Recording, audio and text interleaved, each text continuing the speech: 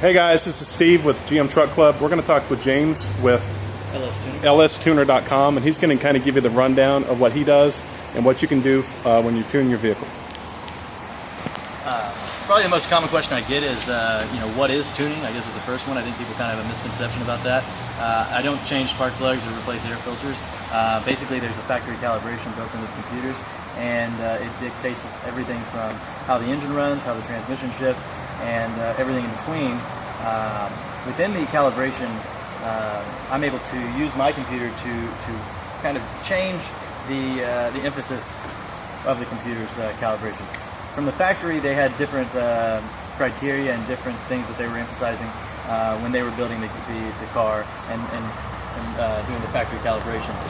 When I get a hold of the car, I'm not held down by such stringent criteria, and I can go after maximum performance and without worrying about them being whose hands the cars are going to be in.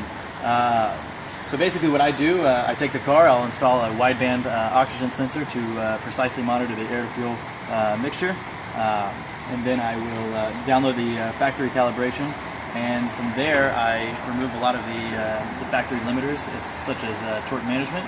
I optimize the fueling under wide open throttle. If the car's been modified, I can account for the modifications and make any necessary changes to keep the car happy. So basically, from anything from a stock car to a highly modified car or truck, I can take the calibration and make the car as happy as it can be in that. Now, we're standing in front of the 2014 Corvette, and this car from the factory was designed to be a performance racing machine, and you still got almost 10% gain. Exactly. Yeah. Just today, we saw a video earlier. Then that is not that is not to be mistaken by GM not knowing how to do that. It's just they had guidelines, they had things they were trying to do, and you got things you're trying to do. I don't want to take anything away from them. They've built a beautiful car, and it's an awesome machine. It's a great car. But it does illustrate that there are gains to be had even for a factory bone stock car. This car I think has. Now let's talk about trucks and SUVs. What kind of things typically are seen by a custom tune by you on a Silverado or a Sierra or a Suburban, Yukon, whatever? The trucks are actually, as far as my job's concerned, are much. I like to do those even better because they are even more restricted from the factory than these. These cars were built with a purpose in mind, obviously, and that is maximum performance. So I guess the qualifications that GM put on the factory calibration are not quite as restrictive.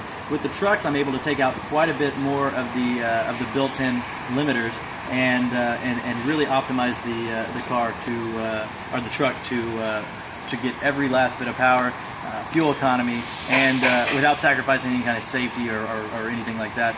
The cars you can still take your truck and drive it to the highest mountain, down to the lowest, low, and they still operate perfectly. Okay, now I'm offering you an invitation. Come to the site, sign up, become a member, and I'm going to give you access and let you talk to people. Perfect. As soon as I finish this car, I'll sign right up. All right, that's great.